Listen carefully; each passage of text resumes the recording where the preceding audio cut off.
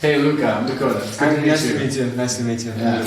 How are you? Fine, I'm a little excited because it's the first time that I got an athlete like you in front of me and I need to talk with you, so I don't know about that. please forgive me. I'm really excited about this too. It's really fun to get to know you. Yeah, let's get it. Welcome to Cross Paths, the podcast of the UTMB World Series. Every month, 2 runners, 1 elite, and 1 amateur come together to discuss trail running and much more. They share their passions, inspirations, and get to know each other better. Today, North American elite runner Dakota Jones, 3rd at CCC in 2023 and winner of Transvulcania by UTMB 2023, chats with Luca Quattrone, a passionate Italian runner from Verona. Together, they talk about their love of running in the great outdoors and commitment to preserving nature. We hope you'll enjoy this moment where their paths crossed. So, Dakota, you're 33 years old, born in Wyoming but raised in Colorado. That's right. You began running after your gym teacher told you to go for a run as a punishment, but instead of putting you off, it gave you a lifelong passion for running. Pretty much, yeah. I'm going to ask you about it. Okay. As a student, you applied to volunteer for the Hard Rock 100 and quickly developed this passion for ultra trail, quickly achieving significant results. Yeah, we can see it all over the internet. Wow. In 2012, unknown on the international scene, a few months earlier, you won the Hard Rock 100, the Transvulcania ahead of Andy Simons, Kilian Jornet, and François Diane, a race you would win again 11 years later. Wow. Your versatility, your ability to excel in a technical terrain, and your exceptional stamina are celebrated, as is your environment activism. In 2018, you cycled 400 kilometers to take part to the Pikes Peak Marathon. So you went there by bike, Yeah. then you raced it. Yeah. And then I biked home. That was a great trip. That's crazy. Great. Compliments. You also founded the Footprints Incubator to raise awareness of environmental issues. That's nice. Thank you. Is this a good summary? Is there anything else you'd like to add? I don't think so. Thank you. I'm very flattered. So we are finished with the interview. We're finished. That's it. That's all you need to know. So you came also with an object particularly meaningful for you. Can you tell us what is it? Yeah. And what it means to you? I brought my journal. Yeah, so ever since I was a kid, I've been writing in a journal with tons and tons of writing about things that I think about or wonder about or worry about. And so, over the years, like this has become a part of how I process the world around me and the things that I'm doing and thinking. And I think for me, writing has become a really important part of how I make sense of my life. And so this journal is really important to me. So what did you make to start this thing of writing into a journal? What is happening to you? I don't remember exactly, but I was maybe 15 years old and I can't honestly remember why, but I thought it was a cool thing to do. Thought it would be interesting. For yourself? Yeah, I thought maybe it'd be interesting when I was older to look back like what I was thinking back then, which is funny to think about now because when I read those journals, it's embarrassing. Of course. Beyond belief. Oh my God, 15-year-old me. Yeah. But I don't know. Honestly, like it's not about looking back and having like a record. This is my life represented in the journals I wrote. Yeah. The reason I write this is for the moment of writing. You can't write as fast as you can think, right? And so like when I write, I force myself to slow down my thoughts and kind of understand them at a slower pace. And it helps me to like really work through what I'm thinking and feeling simply by writing it down. Does that make sense? Yeah, definitely. Nice. Well, maybe I'll introduce you now. Yeah. Okay. Luca Quattrone. Luca, you are 34 years old. You live in Verona in northern Italy, and you've played several sports since childhood, including, amazingly, you've played American football. I really want to hear about that. And you played basketball, and you discovered running later in life, starting from scratch in 2019. Yeah. That's really not that long ago. No. Your love of wide open spaces and nature quickly led you to switch from road running to trail running. You put a lot of effort into this project and you're now monitored by a coach and a nutritionist. You also love analyzing your statistics. So you really like data, don't you? Yeah, Okay. kind of. We're different that way. I'd like to hear about it. Yeah, great. So you're already signed up, okay, for the 80 kilometers at Lavaredo Ultra Trail by UTMB this summer. And you're planning to continue your efforts to compete in the 100K races. After running mainly in Italy, you're hoping to take advantage of your travels to attend races maybe more internationally? Yeah, I hope so. So with your friends Paolo Comparin, you created Sterrato Gang, which federates a community of Italian runners on YouTube, Instagram, and Telegram. That's cool. That's right. What does Sterrato mean? Sterrato means trail. Okay. It's like off-road, actually. Okay. You're used to mixing your passions with your work as an entrepreneur in the field of communications, marketing, and influence, particularly in the sporting field. Yeah. Is there anything else that I missed about you that I need to know? I think no. This is perfect. A good summary? Yeah, okay. yeah. Nice. Well, did you bring an object with you? Yeah. Yeah, what is it? I think this is also at the height of your object, because this is something that means really a lot to me. Yeah. This is the first cap that we done with Sterrato brand. Yeah. Because we are kind of also brand, but of course the community is the first thing, but also we do some capsule collection, and this is the first one. It's fun to have like this tangible thing. Yeah. This is like proof of the work, all the work that you did. There's so much work that you can't see. And this is like one product you can hold. And that's really satisfying. I'm actually, as a person, not so attached to physical things in general in my life. But for a few objects like this, I'm definitely attached to. I feel the same way. I've always thought that it would be nice to do a job like carpentry or, I don't know, some sort of mechanics, just because so much of the work that I do is something you can't see or hold. And that doesn't mean it doesn't happen or it doesn't matter, but it's so nice to go out and do something and see the result of it sometimes. And so, every now and then you get to have a cool product like that.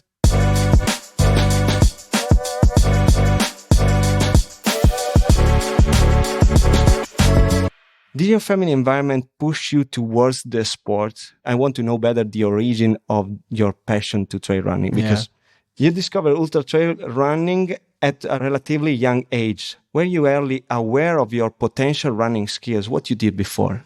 I mean, I grew up doing all of the sports. I grew up in a small town in Utah called Moab. Moab is pretty famous because it's like this for the deserts, and the canyon country and the river. It's a really, really beautiful place. The reason I grew up there was because my dad was really into outdoor sports. He specifically liked hunting and backpacking, and I mean, he did it all. But like he moved us to Moabs, and I grew up in Moab because he wanted to be in this outdoorsy town. And so. Yeah, I think I see this a lot of people who are from really cool places don't participate in the things that those places are famous for, and so when I was a kid, I would ride BMX bikes a lot, and I played all of the team sports in the town. So I would play soccer, I'd play American football and basketball and baseball, and throughout the year I play all these sports. And I don't know. I think like a lot of boys, when I was a kid, I just had a ton of energy and I ran around like a maniac everywhere. But my dad and I were always going hiking and mountain biking and camping, so the outdoors was a huge part of my life as a kid. So I just grew up with this outdoors like mindset, and I was also playing sports, and these things started to become the same thing for me just before high school. So I was maybe 13 years old. And I was playing football, American football, and we Tell me about it. Yeah, exactly. What was your role? When you're 13 years old, some kids are like 6 feet tall. I don't know in meters. Yeah. They're tall and are like shaving. And then there's other kids who are like me who weigh, they're half as big and like they look like they're 10 years old, So I was this like tiny little guy, right? And we have these, American football, you're always hitting each other, and I would just get destroyed and smashed all the time. I guess you were the one that was running down the legs of the others. Yeah, exactly. It was like in The Hobbit, where the hobbits are running under the horses and stuff. No, I was not super good at American football. But yeah, one day the whole team made the coach mad. I don't remember why, but I can imagine 13-year-old boys would often make the coach mad. And so he made us like take off our helmets, and we had to run like 5K to the top of this hill and back down. He was the first. Yeah, we ran up there and back. And I mean, it wasn't the first time I'd ever gone for a run, but it was like this comparison where I had been getting totally wrecked at practice for weeks. And then I just outran the entire team and came back and felt great. And I was like, you know what? I'm a little better at that. Maybe I should do less football and more running. Nice. And so a year later, when I actually entered high school, in high school in the US, there's always a football team. And my dad had always been a football player. I was going to play football. And I was like, you know what? I'm actually not going to play football. I'm going to join the cross country team and run. And that was the best decision I ever made. Once I started running, we were in cross country. I was running 5Ks. And in my town in Moab, there were all every year, twice a year, there were half marathons. And for me, I was like, wow, 13 miles. That's super long. I wonder if I could do it. And so I signed up. When I'm 14, I run a half marathon. Wow. And the next year I do 2 half marathons. Nice. And you also came from a sporting family? Like, how did you get into sports? And especially you were playing what I call soccer, what I think most people would call football, when you were a kid, and you played basketball a lot. I played American football. Yeah, American football. How is that common in Italy? Actually, no. Okay. Actually, no. When you suck at the other sports, okay, you fail at soccer and you go play American football. Yeah, nice. You look for other sports where there's less competition. No, that's a joke. I actually fell in love with first basketball. Yeah. Definitely when I was younger, like 10, 12, but I was definitely not so good. So it was kind of giving me more anxiety than happiness. So I looked for something that gave me the chance to take out the rage that I had in that time of my life.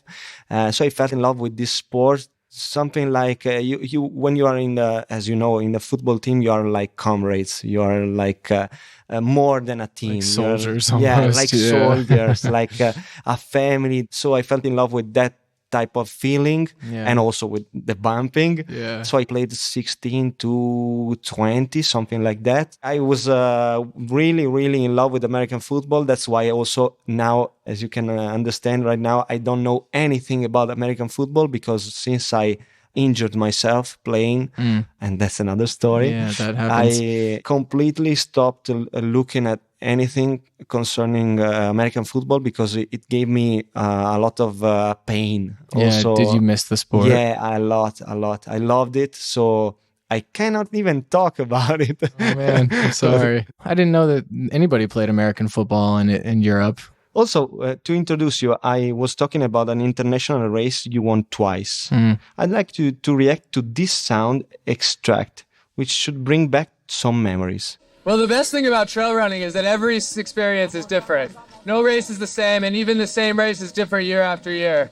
I'm in a very different place in my life now. I was just kind of starting into sport back when I first came here in 2012, and now I feel like I've been in the sport for 15 years or something, and I've started to kind of take a new role in the sport. I see that what makes this sport so special doesn't happen by accident. And for me, what I want to do is try to protect these communities, try to promote the right values in the sport, and protect the environment as we experience the environment.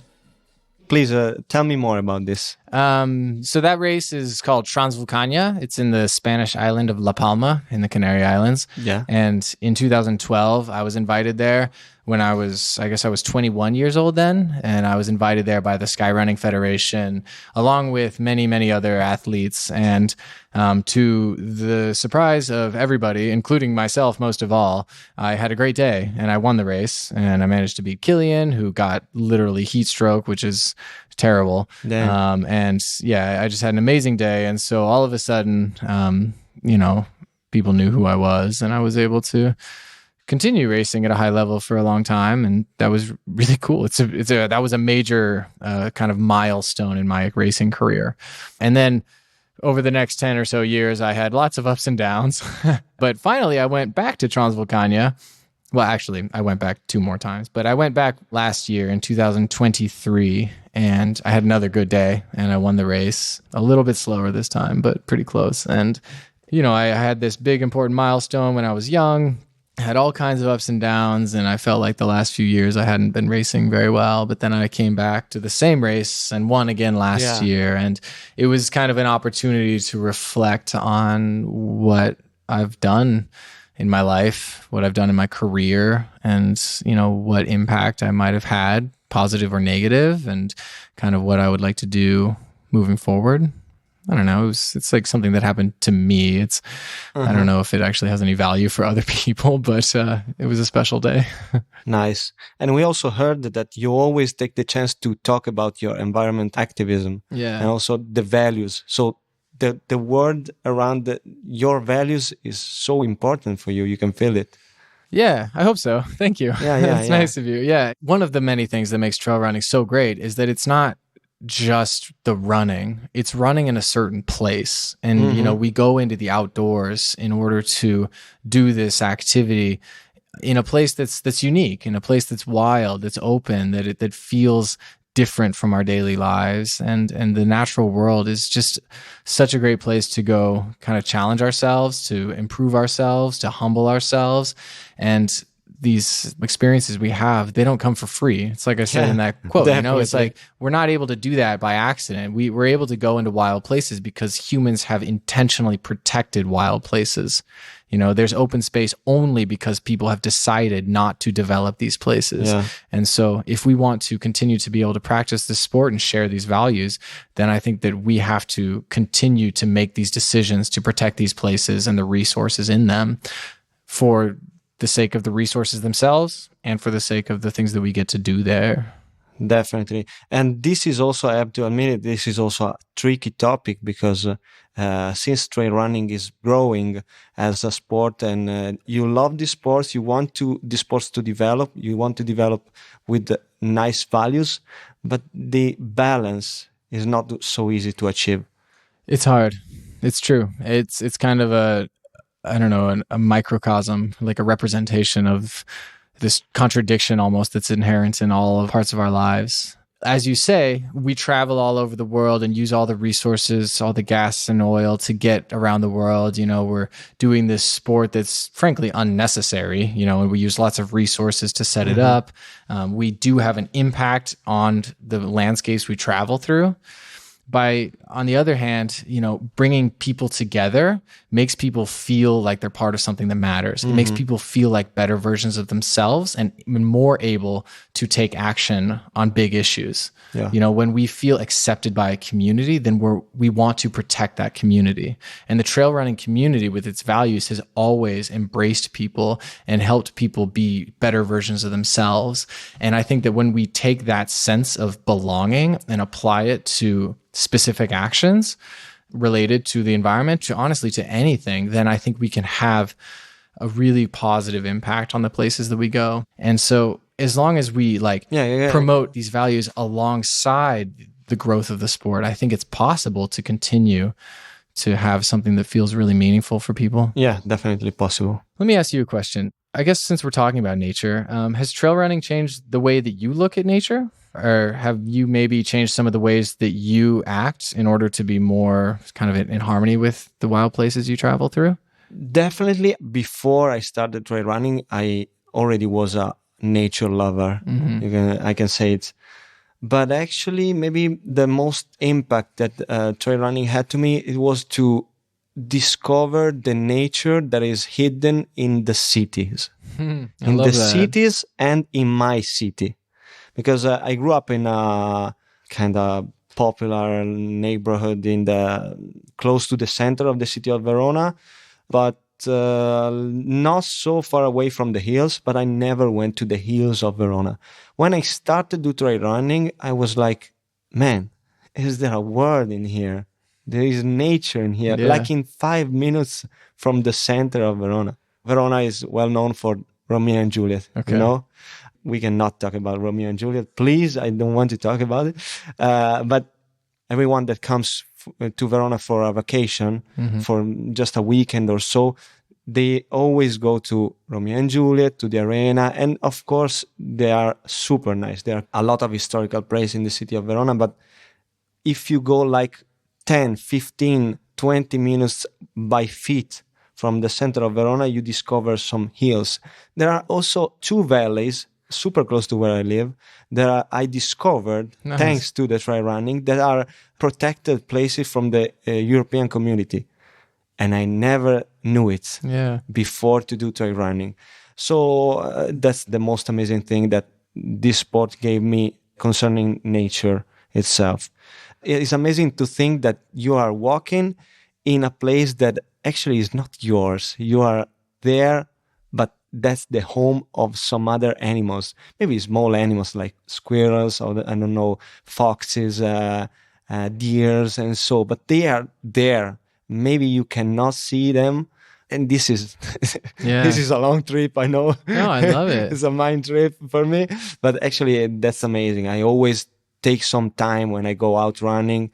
Maybe when I'm really training, not, but when I'm doing some long endurance runs, I just take some time to listen for the nature.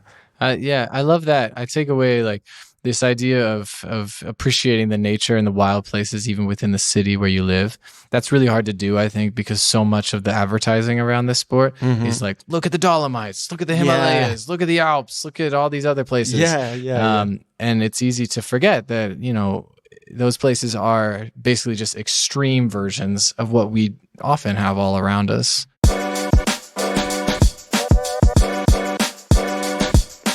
When we're talking about the Sterrato gang, it seems like you've really created a lot of community around trail running. And I think that we have a soundbite about you. Let's listen to it, and then I want to hear your comments. Ehi là! Dai che ci siamo! Quanto sei carico? Carichissimo, carichissimo. Dai. Si parte. Partenza senza direzione. Telegrafo. E benvenuti su Sterrato. E tra l'altro un gruppo pazzesco oggi, sono stracontento, raga. Dai, Sterrato gang. Si parte. This is the audio clip that comes from the first very adventure that we done with Sterrato, and we done a vlog of it. It was from the Lake Garda, crossing the most important mountain close to Verona, that is Monte Baldo. Okay. Crossing that mountain, that is 2,000 something, I don't remember. Then going down again, up again to another high plain that is Lessinia, another place that you need to go. And then another peak that is Carega, another mountain that is very important for our city, for the Sterrato gang, for me and Paolo. Cool. That was an adventure of 65 kilometers and 5,000 meters of elevation gain.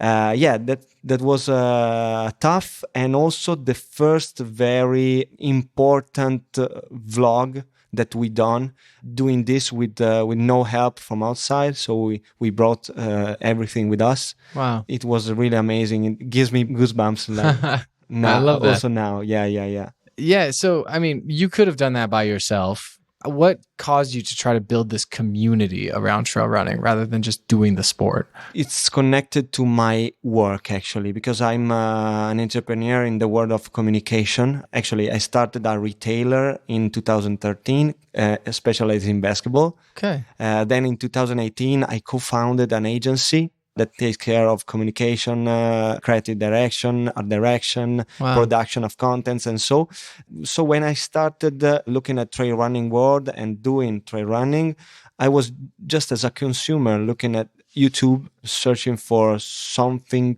to know better the world of trail running, trail running vest. What do you put in your trail running vest? The first things that you think about when you are approaching a new sport, no? So I said to Paolo, that it was already my comrade in the world of trail running. I said, man, we are both in the world of communication. We are both content creators. Why don't we start a YouTube channel? So Sterrato was created as a YouTube channel, actually. Okay. Then we founded also the possibility or the need to build up a community around that YouTube channel, because people started asking us for, advices for social runs, to be involved, to be more than someone that just threw information or threw contents to you. So we developed this project where we are living the world of trail running and giving to the people contents that we create also with them. It sounds like you've done everything the opposite of other people. You know, a lot of people see the movies on YouTube about trail running and they're like, I want to do that. And then they start trail running. It sounds like you did trail running and then search the videos. Yeah, you're right. And then a lot of people will like they'll maybe have a community, and then they're like, oh, well, maybe we should make some videos. But it seems like you made some videos and then you built a community that followed that. I think that's a really interesting approach.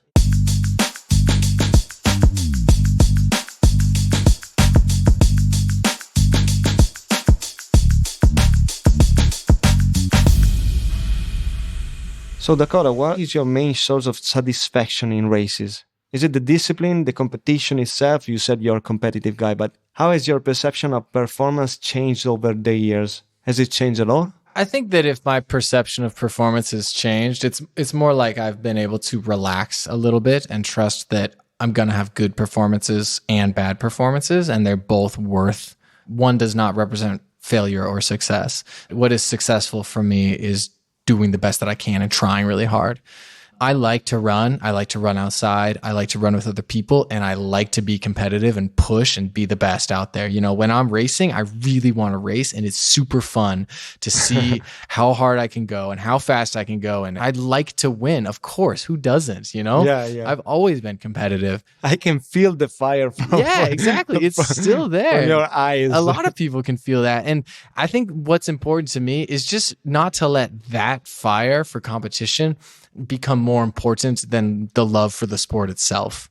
Because if I let that happen, then at some point I will not be able to compete. And if competition was all that mattered, then I would lose the sport entirely. Yeah. And so what's important to me is to really enjoy and embrace this racing. And at the same time, remember that what's really wonderful about this is that even on my bad days, I'm running an ultra marathon on trails with great people in these beautiful places. Western States last year is a good example. I went out really hard. I pushed really hard at the front of the race for the first 65 miles. And then I spectacularly blew up. And I just basically like staggered the rest of the race. And I finished in like 19th place. But you know what? Like my bad day was 100 miles of running in 17 hours in a beautiful place with these incredible people. It's like, it's not a bad day, right? So let me ask you a thing. When you blow up like that, I hope it was just one time. Yeah, it's the only time that's ever happened to me and will ever happen to me. Okay. In that situation, how you felt about that? You wanted to quit the race? What you felt about it? I think 10 years ago, I would have wanted to quit. Okay. But now it's different. For me, it's like, I know that people are watching, and I think that even though our sport is small, I do have some influence on the sport, and I want people to see that I do the best that I can, and even when I can't compete, I finish the race because I'm there to finish. I'm there to participate. There's so many people in the back of the race who will never be able to compete, but for them, finishing is just this huge accomplishment. And for me to just trivialize that experience and say it doesn't matter to me is if I can't win, I think that's pretty mean. However, if I'm hurt, if I'm going to actively injure myself, then of course I'll drop out. And since we are talking about racing, tell me please about your training with the mentality of an engineer. It's not, I don't train with the mentality of an engineer. Okay. No, I've always trained like totally different. Like I don't wear a heart rate monitor. I don't really monitor my data at all. Jeez. It's always been for me. That's weird. That's weird. For me, it's always been about just going out into the mountains and pushing hard and like perceived rate of exertion. How hard can I push? And mostly I just want to be in the mountains. I want to work hard. And so you don't even get training peaks or something? I take this too far. Well, no. So what's nice is that I have a coach who is a data nerd. Okay. And so I take my watch when I run, and you know, it's not like I'm always out there just like bumping around in the woods, like not thinking about this. I do specific training that he gives me. He's like, hey, go do these intervals, do this long run, whatever. And I go do it, and I think I do a good job. But then I come home and I upload my watch to Training Peaks, and then I just tell him, I'm like, yes, I felt good today. No, my leg was tired, whatever. Usually both legs are tired. You know, and so then he kind of analyzes this. He can kind of see where I'm at. Okay, so you're not a lover of statistics and numbers. So when it comes to trail running, not with trail running. You know, like I'm interested in that stuff in other fields. Like I have studied climate change and things like that. And so when it like in a scientific field like that, I think the statistics are really, I mean, they're obviously incredibly important, but I kind of like to use trail running as a way to not be so statistics. Tell me about your approach. My way is only one, and it's certainly not the best one. I'd love to hear about your approach. My approach to trail running in terms of training is close to what I think is the approach of a pro. Yeah, I mentioned I don't make any money doing this, right? Yeah, so that you're probably talking about a real pro. So it's totally more weird than to hear the opposite from you. It's super weird to hear that for me, that I'm the last one coming in a race. Not the last one, but you are not. I'm in the mid. No, not the last one, but definitely in the middle. Never been in the first 20 of a race, of any race I attended to. But when I train, I got my coach that gives me every session on Training Peaks, as you know. I got my nutritionist that helps me with the food. Nice. I put everything that I eat into this app that is connected to my nutritionist. Wow. So I definitely want to have everything under control. I like to do it also. I don't feel, we can say, happy when I'm training totally without looking at numbers. I'm happy when I'm looking at numbers. Actually, I take also the chance to look at it, also to give to myself something to achieve during also the training. Yeah. So if I can see that heart rate is lower than the other sessions, it gives me more strength, maybe mental strength to finish the training. And that's a different thing in the races, or especially in the long run during the weekend, where maybe I just enjoy them and that's it. Yeah, I love that. It sounds like you want to do the best that you can in the sport that you love. Yeah. And this is the way that you choose to do that. That's a really great way to approach it. Thanks. What kind of difficulties have you experienced, like in your racing practice? Have you learned from like your early years of racing and competing and training? Hard question. Maybe the most difficult things for me are the climb. The climb are my Achilles. Okay. So also because, as I said, I practice in the city and the hills. So when I got long climbs, I tend to go down with my stamina. I don't know, with my... Yeah, sure. I tend to go down mentally, and I feel a lot of difficulties. So during the last 6 months, I started to work a lot on strength.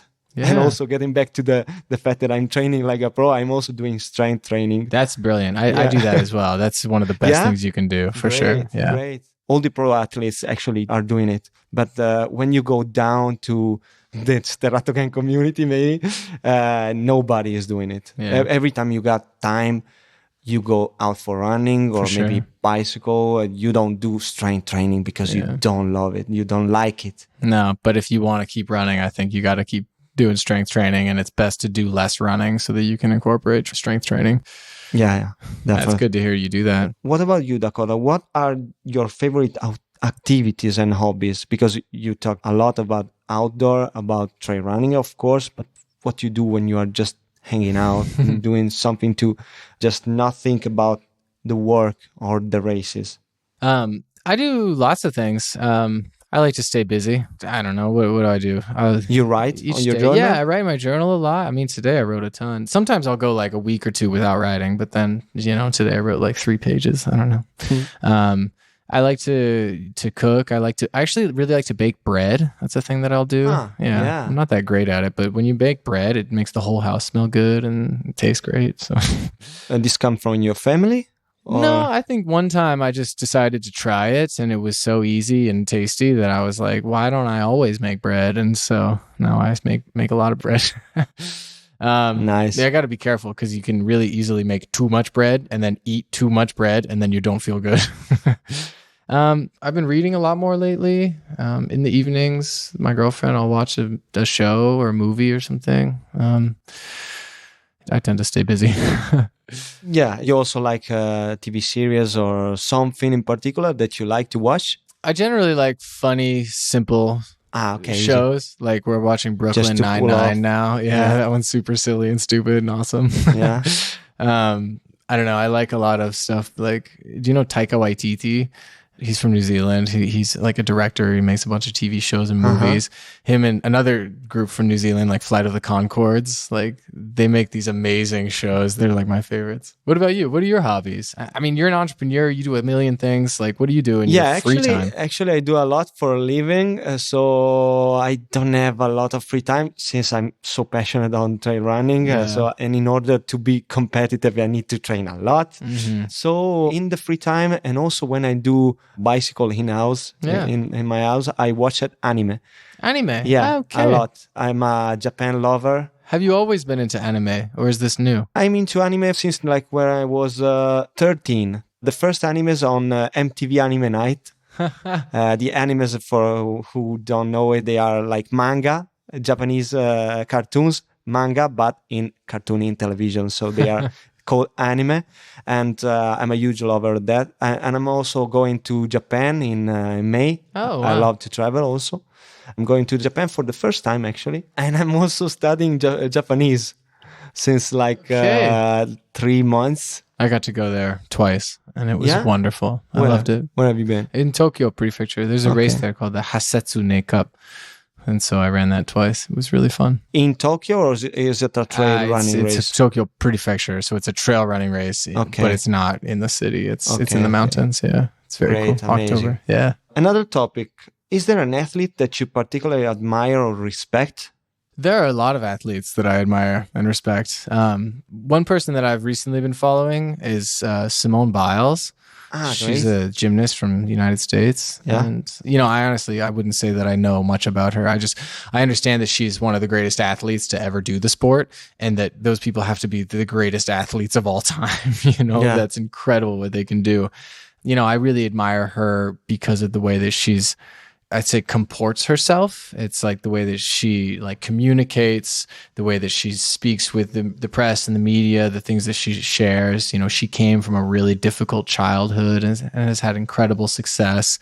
I think she's a really strong voice for both females in sport, for Black people in sport. Yeah. So I think that like as a leader, she has taken her athleticism much beyond what it would be otherwise. And that's the kind of person that I really admire. And she also spoke out loud about mental health in pro athletes. Exactly, yeah. So she's so focused on like protecting people, and like this is for me something that's important is like I want to be the best that I can in sport. I want to be professional if I can and win races. But mostly, I want sports to be something that helps people be better versions of themselves. And when we take competition to this absurd extreme lengths, sometimes it becomes very unhealthy for people mentally or physically.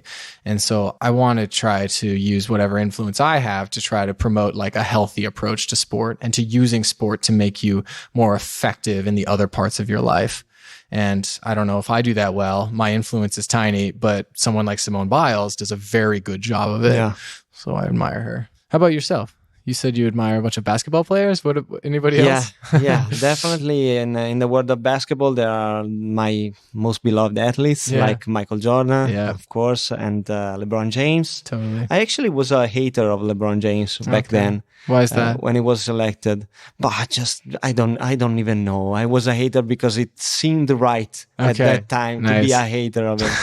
Because also he started in Cleveland, then he went to Miami, and everybody was shouting him, "Why are you leaving Cleveland?" So I was totally into it, but I never knew why.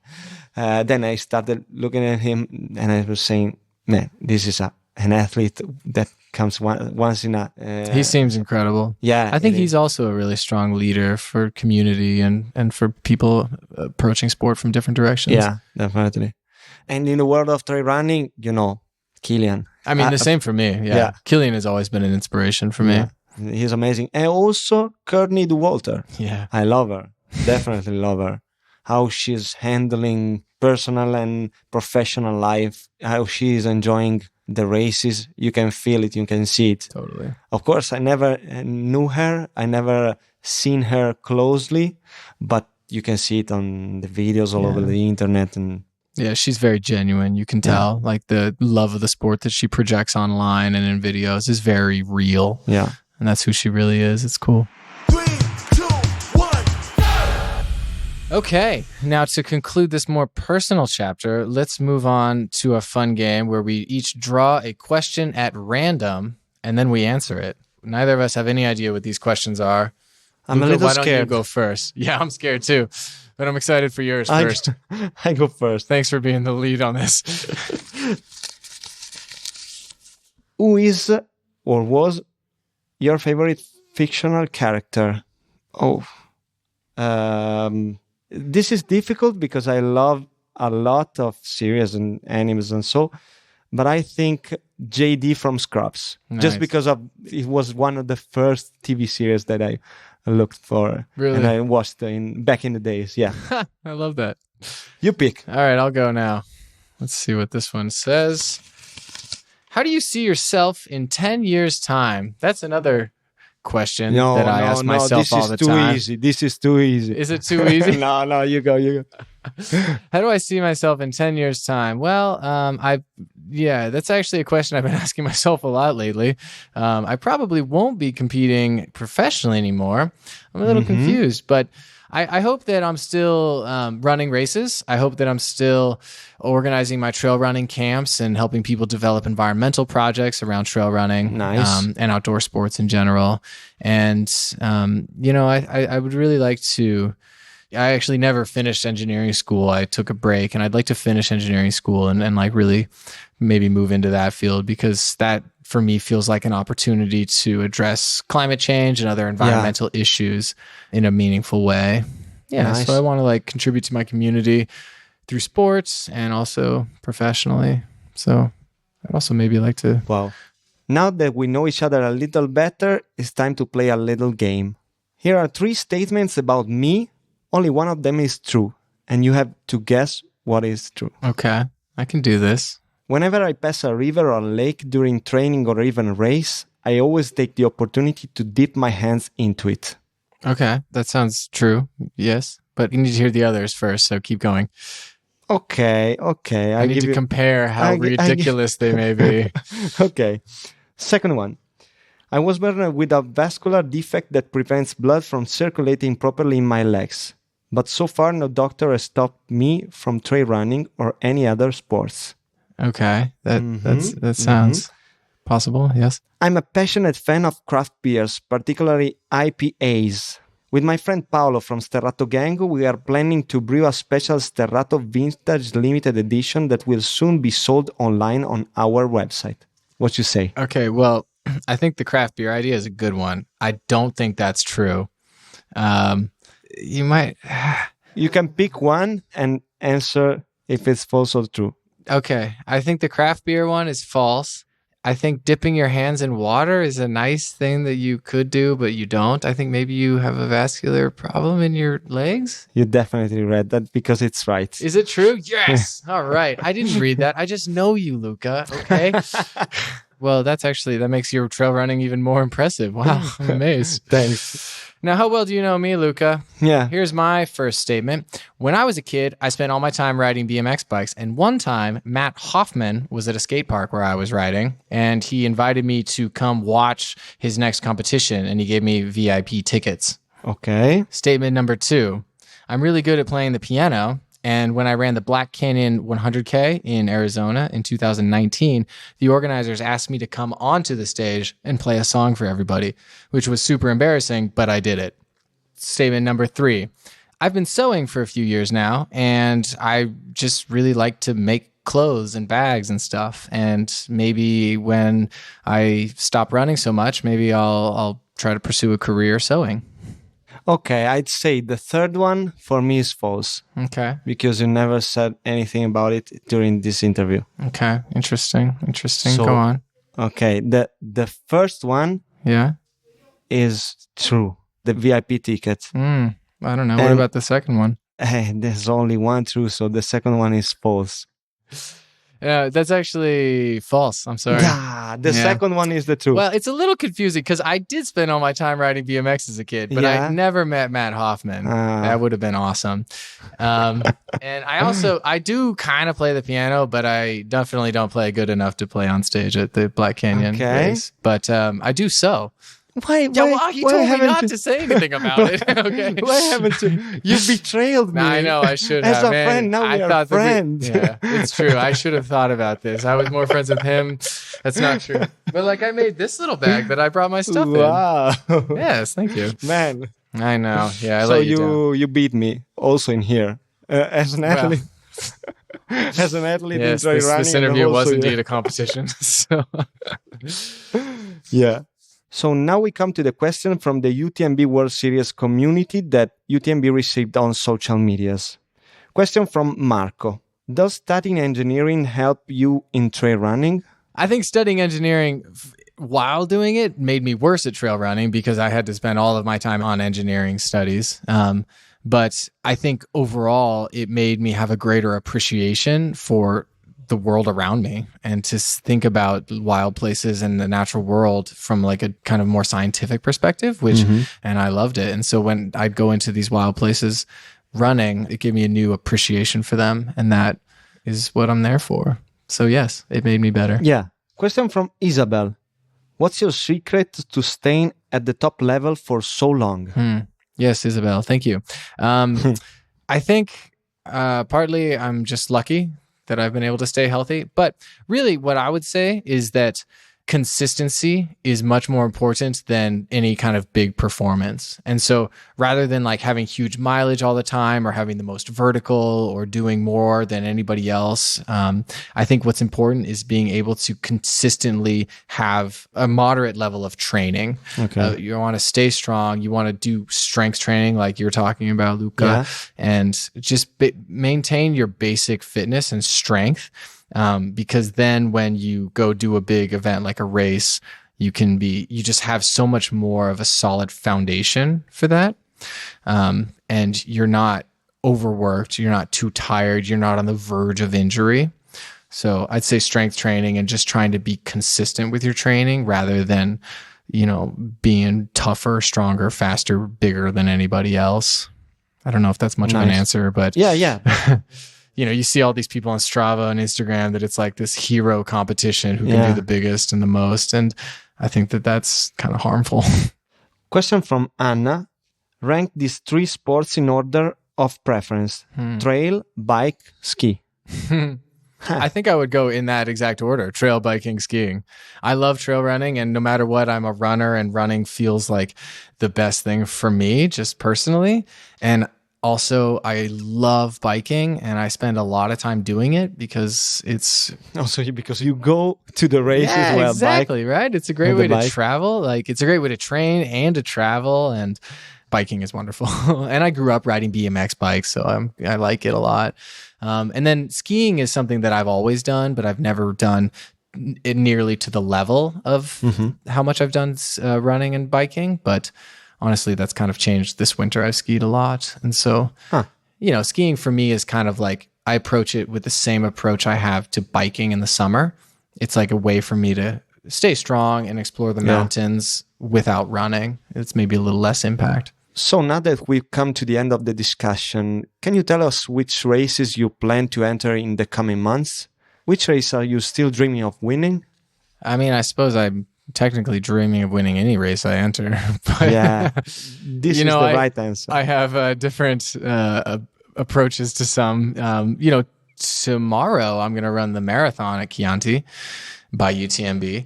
And then actually next weekend I'll be in Mallorca with Normal. They have a marathon there on the Tomir mountain, which is the name of one of the models of shoes. And so I'll run that. But the real first race of my year is Transvulcania in Canary Islands, 75 kilometers. Great. That'll be really fun. And then a few weeks later, the end of June, I'm running the Western States 100 mile in California. End of June. Trying to go back there and hopefully do a little better than last year. And then honestly, it's not long. 2 months after that, I'll be running UTMB, the championship in Chamonix. So the last 2 times I tried UTMB in 2011 and 2014. I've been doing this a while. I dropped out. So hopefully this is the year that I can at least finish.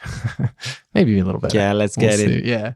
How about yourself? What are you doing this year? What's your kind of dream race? Actually, this year, especially because my passion is so mixed with my job I got no plans in precision. Okay. I got this Grossglockner race. You know it? Yeah, it's in a Austria. super cool race. Yeah. That I'm going with Dynafit. Nice. We are doing a project with Sterrato. Cool. Then I think I'm gonna do the Voot. I think actually I don't subscribe yet, but it's like 100 kilometers, super technical. Okay. One of the most difficult in Italy. So I want to challenge myself with something so difficult. Totally.